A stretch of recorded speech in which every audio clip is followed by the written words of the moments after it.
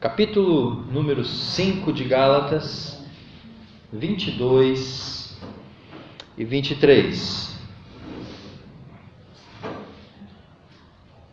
A palavra de Deus diz assim: mas quando o Espírito Santo controlar as nossas vidas, Ele produzirá em nós esta espécie de fruto: amor, alegria, paz, paciência, bondade, retidão, fidelidade, mansidão e domínio próprio. E aqui não há conflito algum com as leis. Nós poderíamos entender o início desse versículo como acrescentando aqui um detalhe ao texto. Ele produzirá em nós esta espécie de fruto em amor.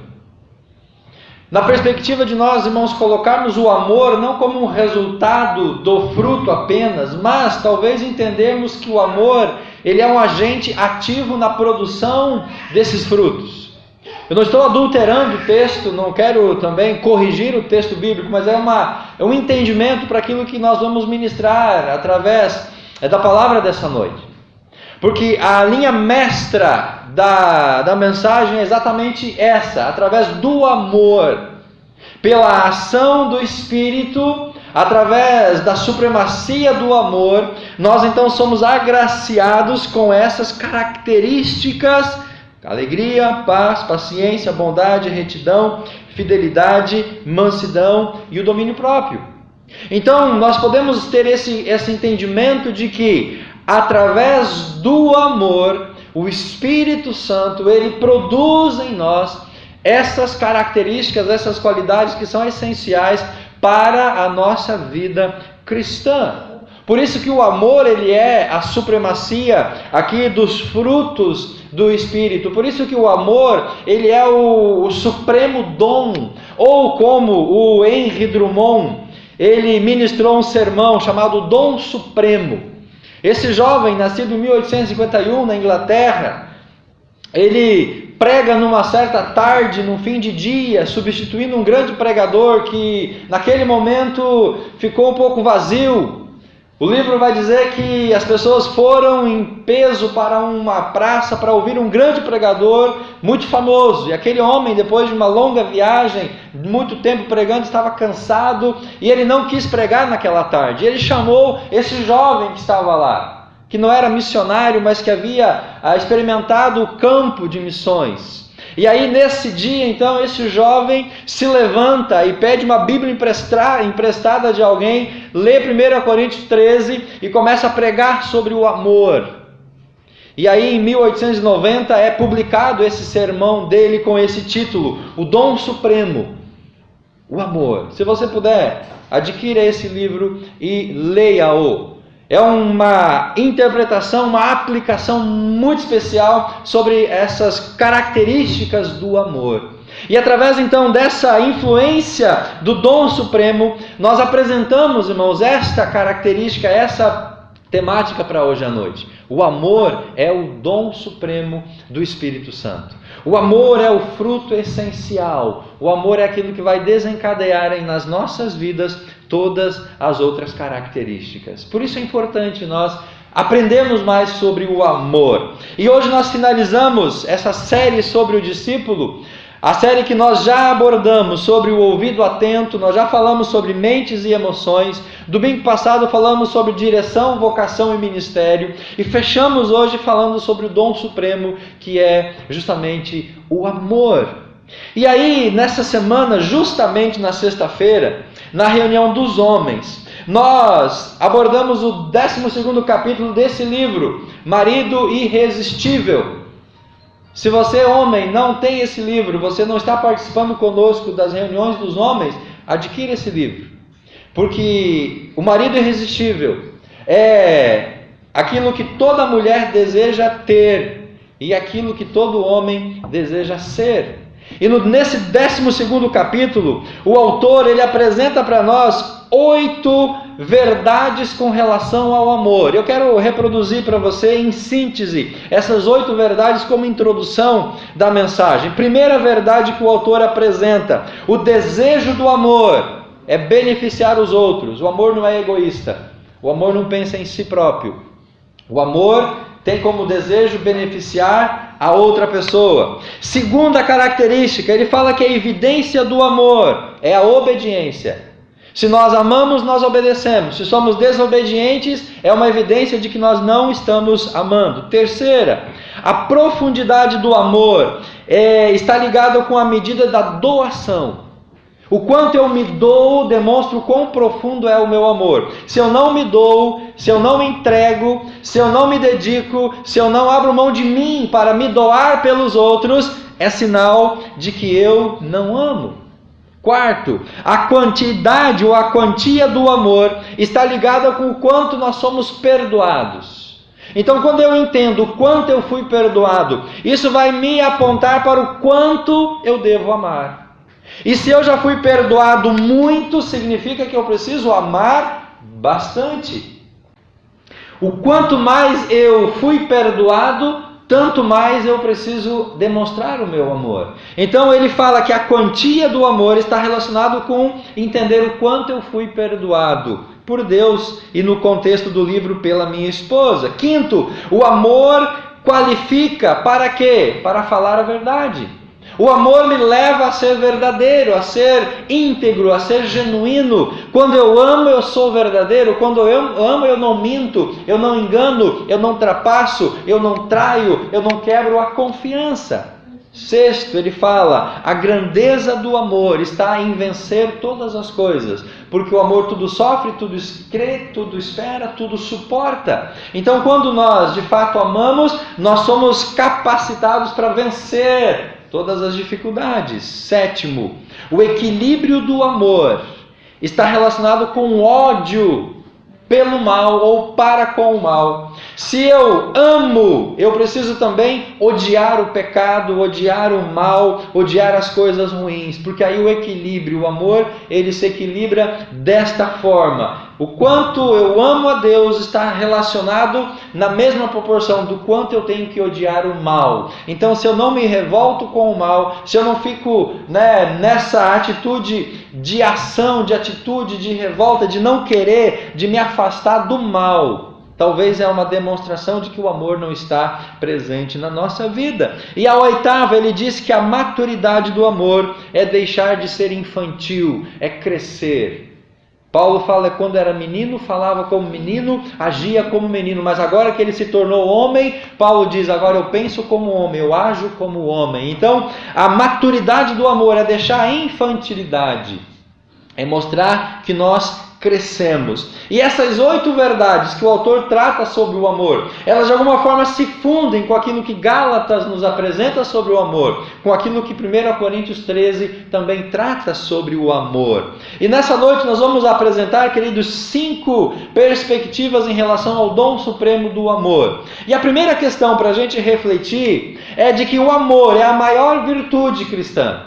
O amor é a maior graça cristã. O amor é a maior bênção cristã. O amor é tudo aquilo que nós poderíamos receber de Deus. Por isso, o Henry Drummond diz que o amor é o dom supremo. Por isso, o John Stott vai dizer no livro dele que o amor é a maior graça cristã que nós temos. Por isso que 1 João capítulo 2 que nós lemos antes, vai dizer que nós precisamos amar, porque quando amamos, nós demonstramos que somos filhos de Deus.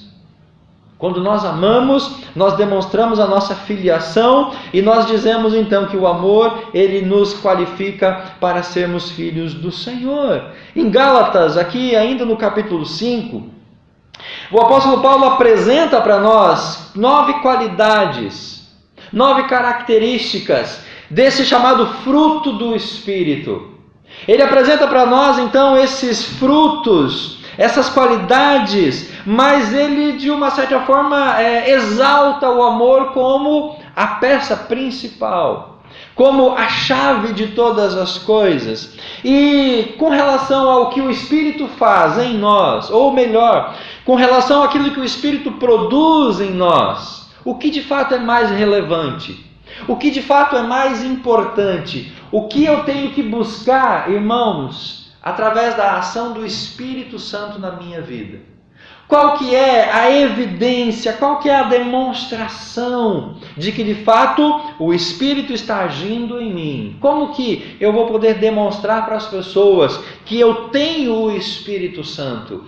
De que maneira as pessoas vão olhar para a minha vida e vão dizer, ali está um homem de Deus, uma mulher de Deus que tem o Espírito. Alguém vai dizer assim, olha, você tem que ser verdadeiro, ou tem que se apegar à verdade, você tem que conhecer a Bíblia, tem que ter a convicção certa, tem que ser fiel às Escrituras. Se você é fiel às Escrituras, se você é verdadeiro com a palavra, se você segue a sã doutrina, se você não vai atrás de heresias, atrás de mudança, de falsificação, se nós vivemos a verdade, então a verdade nos qualifica como filhos de Deus. Alguém vai dizer assim, não, a fé é o elemento mais importante. Porque a fé, além de ser um elemento de salvação, a fé também serve para justificação. Então a característica essencial do Filho de Deus é demonstrar a sua fé. A fé foi a bandeira dos reformadores. A fé é a bandeira histórica da igreja. Pela fé, Lutero reformou a igreja, a teologia da sua época. Mas alguém vai dizer, não, o mais importante é a experiência religiosa. O mais importante é como você sente o Espírito Santo agindo em você. O mais importante é o seu relacionamento com Deus. O mais importante é aquilo que você experimentou do Senhor. Não importa muito a verdade, a fé também não é tão relevante, importa a sua experiência. Se você teve uma experiência com Deus, é isso que vai te qualificar como discípulo e como filho. Mas alguém vai dizer, não, o mais importante é o serviço, é as boas obras. Porque quando a gente faz boas obras, quando a gente ajuda principalmente os pobres, os necessitados, as pessoas menos favorecidas, aí sim nós estamos demonstrando a nossa filiação com Deus. E aí, lá no livro de 1 Coríntios 13, abra a sua Bíblia comigo, meu irmão, 1 Coríntios capítulo 13, o apóstolo Paulo vai dizer para nós, olha, tudo isso é importante. Ele vai dizer para nós, o conhecimento é importante. O conhecimento é vital. Uma igreja, um discípulo, um servo tem que ter conhecimento da Bíblia, tem que seguir a verdade. Paulo vai dizer, a fé é indispensável. Sem fé é impossível agradar a Deus, diz Hebreus capítulo 11. A experiência é necessária na nossa vida cristã, porque nós já falamos sobre as emoções, sobre experimentar Deus, sentir a ação do Senhor. Então tudo isso faz parte do processo. O serviço é a marca da igreja também. Quem não dá comida para a pessoa que precisa, não adianta falar de Jesus. Então nós temos que estender a mão, temos que abençoar os menos favorecidos. O serviço é essencial. Mas aí o apóstolo Paulo vai dizer para nós que nenhuma dessas 4 alternativas de fato é a verdadeira marca do cristão. 1 Coríntios capítulo 13, verso 1 em diante. Olha o que o apóstolo Paulo nos escreve. E aquilo que o Henry Drummond trata no seu sermão, o dom supremo. Se eu tivesse o dom de falar em outras línguas, sem tê-las aprendido, se eu pudesse falar em qualquer idioma que há em toda a terra e céu, e no entanto não amasse os outros, eu seria ou estaria fazendo barulho. Olha o verso 2. Se eu tivesse o dom de profetizar, então a experiência religiosa.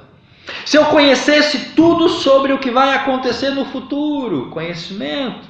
Se eu soubesse tudo sobre todas as coisas, e contudo não amasse os outros, que bem eu faria?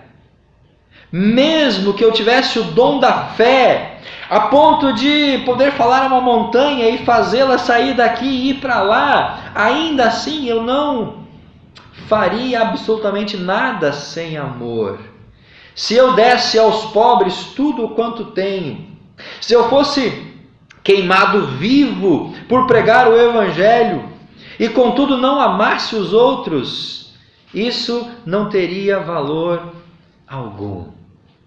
Então, meus irmãos, o que o apóstolo Paulo diz para nós? Olha, o mais importante, a marca, a essência, a característica, a qualidade central é amor.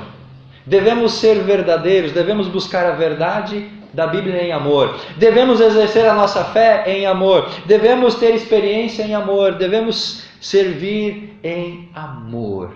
Quando as pessoas olharem para nós, elas têm que ver em nós o amor de Cristo. Não adianta nós botarmos a Bíblia embaixo do braço, ir para a igreja e a nossa filha enteada aparecer com o olho roxo dentro de casa. Adianta isso? Bíblia debaixo do braço é uma marca do cristão, não é? Do Filho de Deus, do crente. Mas se nós não vivemos em amor, não adianta a gente profetizar, não adianta falar em línguas, não adianta ser missionário lá no Paraguai, indo atrás dos índios e dever na praça. O que nos identifica, o que nos qualifica como filhos de Deus, irmãos, é o amor. Todas as outras coisas são importantes, mas se não tiver amor, o apóstolo Paulo fala, olha, a gente está sendo enganado por nós mesmos. Se nós não amamos, as pessoas não vão ver em nós a característica do Filho de Deus. Segundo lugar, o amor traz alegria e traz paz. Lá no livro de Gálatas, no capítulo 5, no verso 22, o apóstolo Paulo destaca como qualidade do Espírito, como fruto do Espírito em amor, duas questões aqui no verso 22 de Gálatas capítulo 5. Ele diz assim, o amor, o fruto do Espírito, o amor, alegria e paz. Então, qual que é o benefício para nós que o amor produz? Ele vai nos trazer alegria e ele vai nos trazer paz. E alegria e paz é o que todo ser humano está buscando. Alegria e paz é o que todo mundo busca. Mas qual é o problema dessa busca? Eles querem alegria e paz por si só. Eles querem alegria e paz através das suas atitudes, através das suas ações. Eles querem alegria e paz através de uma autoafirmação, de uma autoestima. Eles querem alegria e paz através talvez de coisas materiais, de circunstâncias. Não, se eu passar no concurso público, eu vou ser contratada, funcionária pública, aí eu vou ter mais alegria, porque eu vou ganhar mais, aí eu vou ter mais paz. Então muitas vezes o que as pessoas querem como alegria e paz é fruto das suas próprias ambições, do seu próprio egoísmo, do seu próprio merecimento, do seu próprio estilo de vida. Mas o apóstolo Paulo vai dizer para nós aqui em Gálatas que o amor e a paz, ou que a alegria e a paz, elas não dependem de mim, da minha ação, da minha atitude, de eu ser proativo, de eu ser autorrealizado.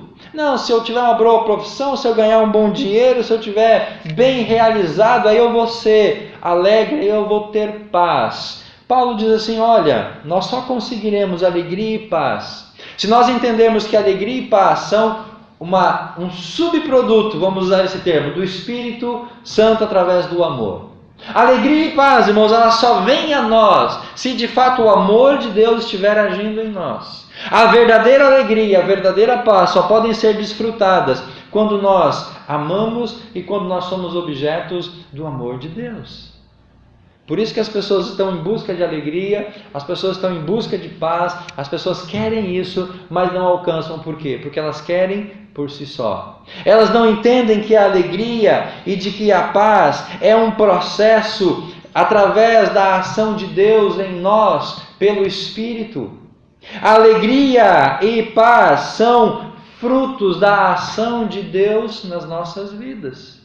Quando nós amamos a Deus, quando o nosso foco é Deus, quando nós adoramos, quando nós dependemos de Deus, do nosso Criador, aí nós vamos ser então inundados por esses dois elementos, ou por essas duas características, a alegria e a paz. A felicidade é nos sacrificar em favor dos outros, pois só quando amamos é que vamos desfrutar de alegria e paz. Se você e eu não amarmos, se nós não demonstramos o verdadeiro amor, nós nunca vamos experimentar alegria e paz. Porque esses dois sentimentos estão dependendo ou são dependentes de Deus agindo em nós. de Deus trabalhando nas nossas vidas e não da minha autorrealização. Tem pessoas que são bem na vida, bem-sucedidas, autorrealizadas perfeitamente, mas não dormem, têm depressão, tomam um antidepressivo, querem se matar, porque não têm a verdadeira alegria e a verdadeira paz. Isso é Deus quem dá para nós pelo Espírito. Terceiro, a Bíblia vai dizer, e o tema e o contexto vai apontar para nós, dizendo que o amor se manifesta em ações. Como que eu vou exercer o amor? Através de ações. Gálatas capítulo 5, verso 22. A bondade é uma demonstração dessa ação, a paciência, a benignidade. Então Paulo diz, o fruto do Espírito é o amor, a alegria, a paz, paciência, bondade e retidão. Quando nós somos bondosos, quando nós somos pacientes, quando nós somos benignos, quando nós somos retos, isso vai então nos proporcionar a poder experimentar o amor. E o que é amor? Amor não é só sensualidade. O amor não é só romance. O amor está no ar agora. Dia 11, sábado que vem, é isso? Dia 12 é dia dos namorados. Então agora o amor está no ar. O amor está nas propagandas. O amor agora está sendo falado, ministrado, despertado. O amor agora está em evidência. O romantismo, o presente, o carinho. Então, agora o amor está em evidência, o romantismo. Mas amor não é só romantismo, não é só sensualidade, não é só um sentimento. Amor não é só emoção. O amor vai gerar atitudes positivas, ações, coisa prática. O amor então vai gerar paciência. O amor vai gerar benignidade, bondade. O amor vai nos fazer a buscar o bem-estar dos outros, custe o que custar. É a atitude. O que é ser paciente? O que significa o dom da paciência? É ter longanimidade, ou essa paciência é com as pessoas. Nós temos que agir em amor sendo paciente com as pessoas. Quais pessoas? Aquelas pessoas que são exigentes, que são provocativas, aquelas pessoas que cobram de nós metas, resultados, aquelas pessoas que muitas vezes ficam, nos provocando. Ou seja, a paciência ela é aplicada nos relacionamentos. A benignidade é ser generoso, é pensar no bem da outra pessoa. Benignidade é você estender o seu amor, o seu pensamento para com outros. E a bondade é coisa prática. A benignidade é teoria, é você querer o bem, pensar o bem para o outro. A bondade é você exercer isso na prática. Então, meus irmãos, sem essa ação, sem de fato nós exercermos a bondade, a retidão, nós não vamos poder de fato demonstrar o nosso amor.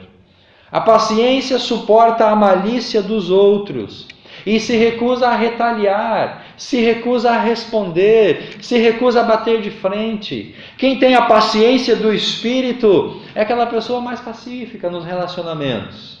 A bondade me leva a servir os outros. Se eu sou bondoso, eu vou estender a mão, eu vou abençoar, eu vou ajudar, eu vou socorrer. Nós precisamos, então, através da benignidade ainda, não desejar o mal para as outras pessoas, não buscar o mal para os outros. O amor se manifesta em ações práticas. Amor não é teoria. Tanto é, queridos, que como Deus fez para demonstrar o seu amor para conosco? De que maneira Deus demonstrou o amor para conosco? Dando. Atitude prática. Jesus morreu na cruz. Então Deus agiu, Deus cumpriu o seu amor demonstrando na cruz que de fato Ele nos amava. Penúltimo, o amor é equilíbrio pelo domínio próprio, ou equilibrado pelo domínio próprio. Paulo continua falando, mansidão e domínio próprio. que é domínio próprio? É você se autocontrolar. Domínio próprio é você ter domínio sobre as suas próprias atitudes. A fidelidade, a mansidão e o domínio próprio parecem ser diferentes nuances da arte de controlar a nós mesmos. O que é a fidelidade? É confiabilidade ou integridade em áreas tais como guardar promessas e cumprir aquilo que nos foi confiado. Se você guarda as promessas, se você cumpre aquilo que confiaram a você, você é uma pessoa de fidelidade, você é fiel, você é de confiança. O que é ser manso? Manso ou a mansidão não é uma mansidão complacente, sem força moral, sem princípios. Significa gentileza. Mansidão significa ser humilde, ser atencioso para com as pessoas. O que é ter domínio próprio? É poder ter senhorio sobre si mesmo. Domínio próprio é eu poder controlar a eu mesmo, a mim mesmo. É disciplinar os instintos, controlar o nosso temperamento. Domínio próprio é refrear a nossa língua, as nossas paixões, os nossos impulsos, que muitas vezes podem nos trazer prejuízo. O amor é equilibrado pelo domínio próprio porque o amor ele é abnegado, ou seja, o amor ele olha para o outro. O amor não olha para si. O amor olha para o outro. E ter domínio próprio é justamente você não pensar em você, é você pensar no outro. Ter domínio próprio é você poder se doar. E quando eu me dou, eu me controlo, eu me domino. Se eu não me entrego, se eu não me dou, eu não tenho controle sobre mim. O meu ego, uma vez dominado, vai ser oferecido em serviço aos outros. Ou seja, quando eu abro mão de mim para poder servir o outro, é sinal que eu não estou sendo egoísta, mas eu estou amando, eu estou podendo controlar as minhas atitudes. E nós chegamos no último ponto, dizendo que o amor é o fruto supremo do Espírito. A partir do verso 17, irmãos, de Gálatas, esse texto você conhece talvez muito bem. O que Paulo descreve em Gálatas capítulo 5, do 17 em diante. Paulo fala sobre as obras do quê? Da carne. Então ele vai dar uma sequência de atitudes, de ações que são denominadas obras da carne. E depois ele aponta para o fruto do Espírito, dizendo então que há em nós um conflito entre essas duas forças, a obra da carne e o fruto do Espírito, mas dizendo que o fruto do Espírito, o amor, tem que se sobressair sobre essas obras da carne. Então, o amor é supremo, é a fonte de alegria e paz, manifestado em ações, ele é expresso pelo domínio próprio, é o fruto supremo, a consequência natural do Espírito. O Espírito age em mim, eu tenho o amor. O amor estando em mim, eu vou desenvolver então o fruto do Espírito. O que é a natureza? O que é a obra da carne? Obra da carne, como o apóstolo Paulo fala no capítulo 5, verso 17, porque nós, por natureza, gostamos de fazer coisas ruins. Que natureza é essa? Aquela natureza humana que está influenciada pelo pecado. Aquela natureza humana que lá no Jardim do Éden foi contaminada pelo pecado. Então Paulo diz, olha, nós nascemos com o desejo, o ímpeto de fazer coisa errada. Nós já viemos com essa herança de fazer coisa errada. Nós já nascemos predestinados a fazer o mal. Nós já nascemos, como a Bíblia diz aqui, predestinados a fazer coisas ruins. E que coisas ruins são essas? São justamente o oposto das coisas que o Espírito manda fazer. E as coisas boas que desejamos, quando o Espírito nos domina, são justamente o oposto daquelas coisas naturais. E aí ele vai falando sobre essa luta, sobre esse dilema, e lá no versículo 19 ele começa a descrever as obras da carne. Pensamentos impuros, ansiedade pelo prazer carnal, idolatria, feitiçaria, ódio, luta, ciúme, ira, esforço constante para conseguir o melhor para si próprio, que é o egoísmo, queixas, críticas, sentimento de que todo mundo está errado, menos aqueles que são do seu próprio grupinho. E haverá falsa doutrina, inveja, assassinato, embriaguez, divisões ferozes, toda espécie de coisa.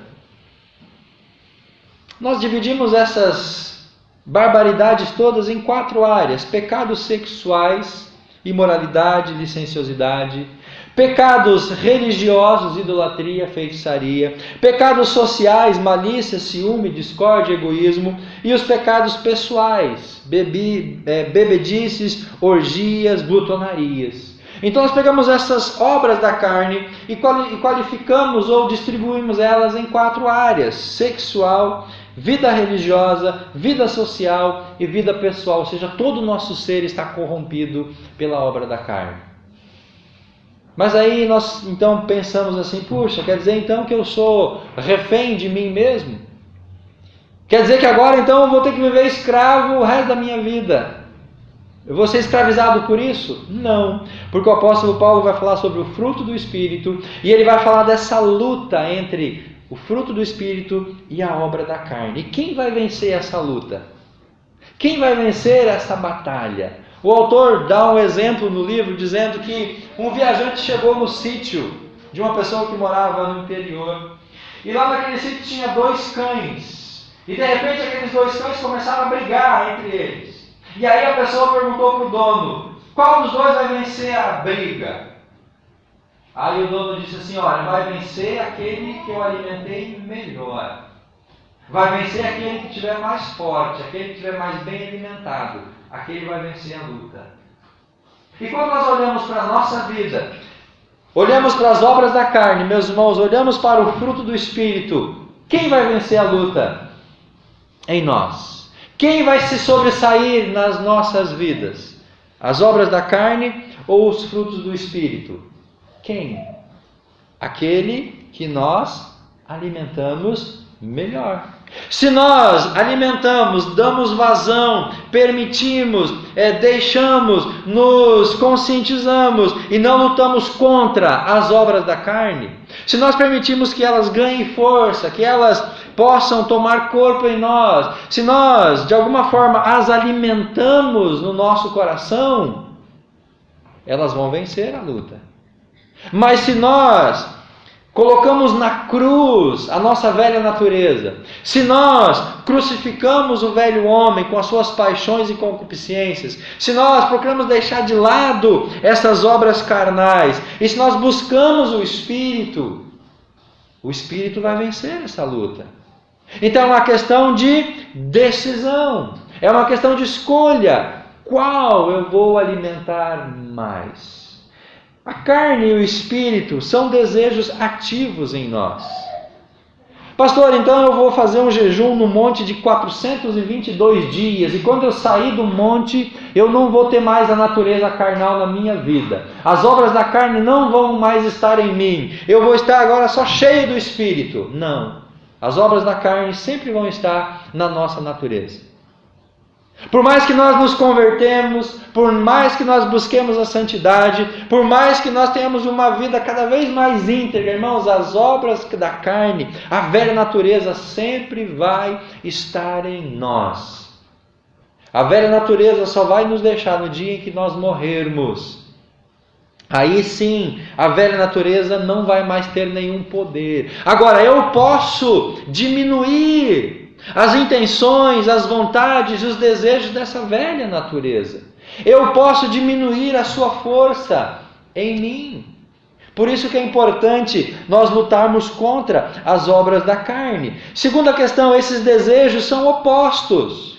É aquela brincadeira do cabo de guerra. Você já brincou de cabo de guerra? Um puxa para um lado, o outro puxa para o outro. As obras da carne, o fruto do Espírito estão em nós diariamente, fazendo essa queda de braço. O que é espiritual puxa para Deus, puxa para as coisas espirituais, nos leva para Deus. Mas aí as obras da carne nos levam para as coisas carnais, para as coisas do mundo, para as coisas dessa vida. E aí nós ficamos nesse dilema. Nós ficamos nessa luta, nessa batalha. Elas sempre vão existir e elas são forças opostas, mas, queridos, a vitória é do fruto do Espírito. Verso 24 de Gálatas capítulo 5. Aqueles que pertencem a Cristo, o que fizeram? Pregaram os seus maus desejos naturais na cruz e os crucificaram ali. Então a Bíblia nos aponta para o controle, para o domínio das obras da carne, para o triunfar do fruto do Espírito. E isso, querido, só vai depender de mim, só vai depender de vocês. O Espírito pode triunfar sobre a carne. O amor pode triunfar sobre o egoísmo. A bondade pode vencer o mal. Nós temos que tomar essa decisão e caminhar nessa direção. É preciso então assumir a atitude correta para com as obras da carne. E que atitude correta é essa para com as obras da carne? É a rejeição, é colocá-las na cruz, é desprezá-las, é não querer isso para nós. É apresentar isso a Deus, é nos entregar ao Espírito, é poder deixar que Deus exerça a sua soberania em nós. Nós vamos determinar se o Espírito vai ser vitorioso ou se a carne será vitoriosa. E quando que a gente faz isso? Diariamente. Nós fazemos isso, meus irmãos, com hábitos de vida disciplinados. É aquela disciplina espiritual, é aquela busca diária, é o plantar para colher. O que nós estamos plantando, é isso que nós vamos colher. Quem semeia para a carne vai colher corrupção, diz a palavra de Deus. E isso não acontece uma vez por semana, no domingo. Isso é algo diário, todos os dias, quando você acorda pela manhã, durante todo o dia e quando você vai dormir. Desde o seu acordar até o seu dormir, você vai estar vivendo essa luta. E aí é preciso vigiar nas pequenas coisas para que a gente possa controlar as grandes também. Por isso que o amor, ele é o fruto supremo, é o dom supremo. Porque através do amor nós vamos poder desenvolver as outras características e o final disso é a vitória sobre a carne. Eu termino dizendo que o fruto do Espírito pode ser considerado um retrato de Jesus Cristo. Só Jesus Cristo amadureceu completamente o fruto do Espírito. Pastor, mas eu não tenho paciência ainda, eu não tenho ainda longanimidade, eu ainda não tenho domínio próprio, eu não consegui ainda tudo isso. Persevera, vá em frente, não desista. O nosso alvo é Cristo, nosso exemplo é Cristo. Desenvolver o fruto do Espírito é ser semelhante a Cristo. A nossa vocação, que falamos domingo passado, ser como Cristo, ser iguais a Cristo. Quando nós buscamos ser semelhantes a Cristo, nós vamos desenvolver o fruto do Espírito em nós. Esse é o propósito histórico, eterno e escatológico de Deus para nós. Cada pessoa ser como Cristo. Cada cristão ser semelhante a Cristo. Os desapontamentos, as frustrações, a solidão, muitas vezes o sofrimento, a dor são parte da disciplina de Deus para nos tornar como Cristo. Porque é na solidão, na frustração, na dor que Deus trabalha em nós. É a pedagogia que muitas vezes Deus usa. Mas para que Deus permite isso? Para que sejamos como Cristo. E qual que é a nossa ambição, então, como cristãos? A nossa ambição como cristãos é nos tornar iguais a Cristo. É ser como Jesus. Para isso, temos que desenvolver o fruto do Espírito. Para isso, nós temos que amar. Sem amor, queridos, sem amor, não haverá o fruto do Espírito. Sem amor, não haverá maturidade. Sem o amor, nós não vamos alcançar aquilo que nós tanto precisamos. Que Deus nos abençoe e que nós possamos amar incondicionalmente todos os dias. E assim podemos então ser reconhecidos como discípulos de Jesus. Amém? Como você tem manifestado o fruto do Espírito? De que maneira o fruto do Espírito está agindo na sua vida, no seu coração? De que forma o fruto do Espírito é uma realidade? Nós precisamos, queridos, buscar desenvolver esse fruto nas nossas vidas.